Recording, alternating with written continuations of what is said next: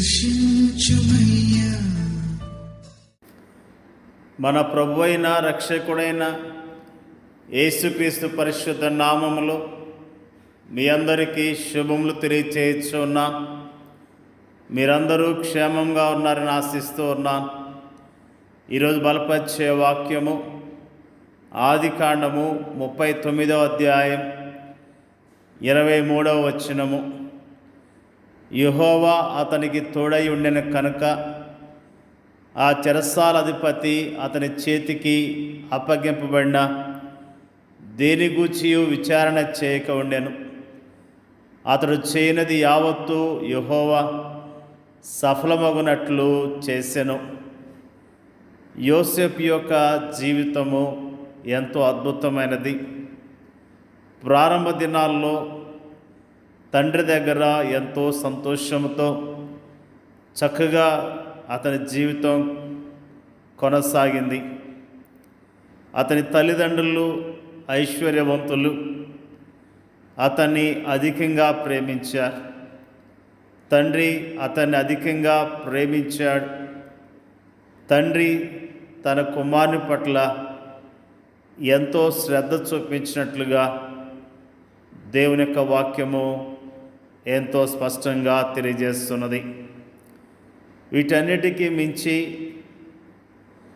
దేవుడు అతనికి జ్ఞానము, సామర్థ్యము, అందము, సద్గుణం లాంటి అధికమైన ఆధిక్యతలను ఇచ్చాడు. దేవుని అందలి అతని ప్రేమ అతన్ని అమితముగా ఆశీర్వదించింది. వీటన్నిటి ఫలితముగా అన్నలు అతన్ని ద్వేషించడం ప్రారంభించారు. అక్కడే అతనికి కష్టాలు ప్రారంభమయ్యాయి. యోసేపు ప్రారంభ దినాల్లో సుఖంగా జీవించాడు. కానీ యవ్వన ప్రాయంలోనికి అడుగు పెడుతున్న సమయాల్లో అతని జీవితంలో ఎన్నో కష్టాలను ఎదుర్కొన్నట్లుగా దేవుని యొక్క వాక్యము స్పష్టంగా తెలియజేస్తున్నది. ఆదికాండములో యోసేపు గురించిన విషయాలు మనందరికీ తెలిసినవి.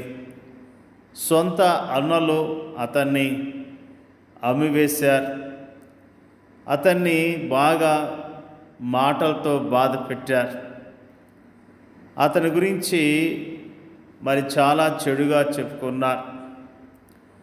అంతేకాకుండా అతన్ని అమ్మివేసినప్పుడు అతడు యోసేపు ఐగుప్తుల్లో బానిసగా మరొక వ్యక్తికి అమ్మివేయబడ్డాడు. అతని జీవితంలో అనుకోకుండా వచ్చిన పరిస్థితులు అతన్ని ఎంతగానో కృంగదీసినాయి. మరి ఐగుప్తు దేశంలో అతడు ఒంటరిగా ఉన్నప్పటికీ యోసేపు దేవుని ఆశ్రయించి దేవుని మీద ఆశ పెట్టుకొని జీవించినట్లుగా దేవుని యొక్క వాక్యము ఎంతో స్పష్టంగా తెలియజేస్తున్నది. ప్రతి విషయములో దేవుని సహాయాన్ని పొందుకుంటూ వచ్చాడు. దేవుని యొక్క కాపుదలను పొందుకున్నాడు. దేవుడిచ్చే ఆదరణ పొందుకున్నాడు. పరాయి దేశములో, పరాయి ప్రాంతంలో, తన వారంటూ ఎవరూ లేని ప్రదేశంలో అతనికి ఏకైక స్నేహితుడు దేవుడే అన్న విషయాన్ని మనం జ్ఞాపకం చేసుకుంటూ ఉన్నాం. నిజంగా యోసేపు ఆ యొక్క ఐగుప్తులో పని చేస్తూ ఉన్నప్పుడు అతని జీవితంలో ఎంతగానో వృద్ధి చెందినట్లుగా, క్రమక్రమముగా అతడు దీవించబడ్డట్లుగా దేవుని యొక్క వాక్యము తెలియజేస్తున్నది. ఊహించని రీతిగా ఆ ఇంటి యజమానురాల ద్వారా పెద్ద సమస్య ఎదుర్కోవాల్సి వచ్చింది. పాపానికి దూరముగా పారిపోవటం ద్వారా యజమానుడి యొక్క భార్య పగబట్టి అతని గురించి చెడుగా చెప్పి చెరసాల్లో వేయించినట్లుగా దేవుని యొక్క వాక్యము తెలియజేస్తున్నది. ఆ చెరసాల్లో ఉన్నప్పుడు దేవుడు అతనికి తోడుగా ఉన్నట్లుగా మనం జ్ఞాపకం చేసుకుంటున్నాం. అయితే యెహోవా యోసేపునకు తోడై ఉండి అతని యందు కనికెరపడి అతని మీద ఆ చెరసాల యొక్క అధిపతికి కటాక్షం కొన్నట్లు చేసెను. చెరసాల అధిపతి ఆ చెరసాల్లో ఉన్న ఖైదీలందరినీ యోసేపు చేతికి అప్పగించెను. వారు అక్కడ ఏం చేసిరో అదంతయు అతడే చేయించువాడు. యెహోవా అతనికి తోడై ఉండెను కనుక ఆ చెరసాల అధిపతి అతనికి చేతికి అప్పగింపబడిన దేని గూర్చియు విచారణ చేయక ఉండెను. అతడు చేయనిది యావత్తు యెహోవా సఫలమవునట్లు చేసెను. నిజంగా దేవుడు ఎంత గొప్ప దేవుడు, ఎంత మంచి దేవుడు.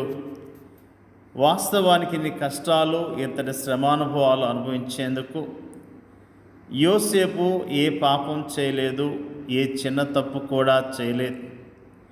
అయినప్పటికీ అతడు తన శ్రేష్టమైన యవ్వన కాలాన్ని కష్టాల్లోనూ, శ్రమల్లోనూ, నిందల్లోనూ, అవమానాలను గడపవలసి వచ్చింది. అది ఆనాటి యోసేపు పరిస్థితి.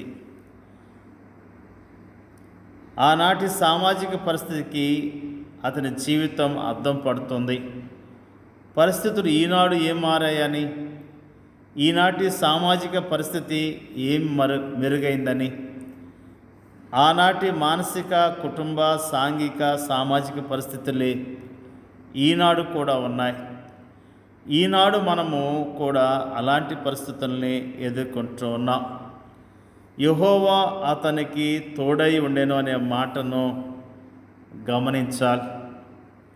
యోసేపు గుంటలోని ఒంటరితనంలోను, బానిసత్వంలోను, చెరసాలను, ఆ తర్వాత ఐగుప్తు పరిపాలనలో కూడా అతడు ప్రశాంతతను, పరిశుద్ధతను ప్రదర్శించడానికి గల తాళం చెవి ఇదే.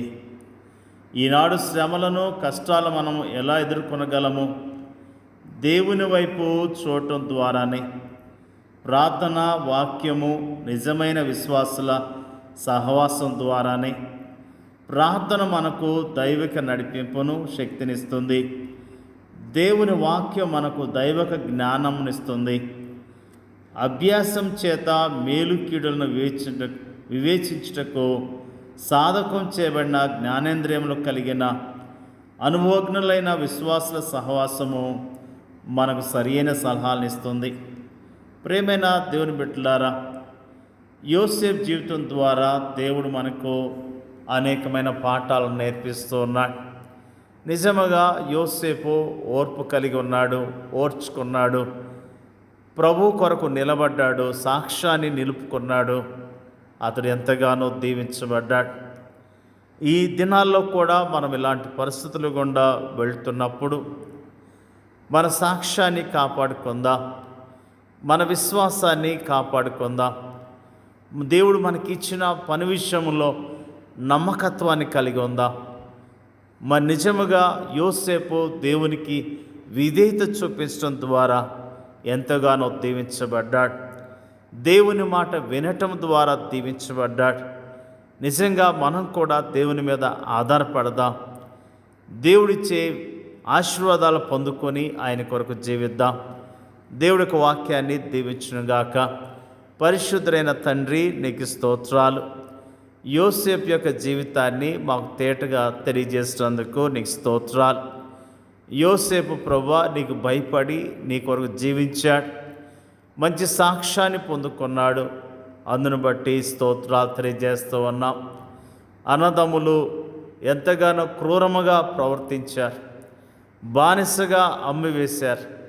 మరి అక్కడి నుంచి ఇంకొక ప్రాంతంలో బానిసగా పనిచేశాడు.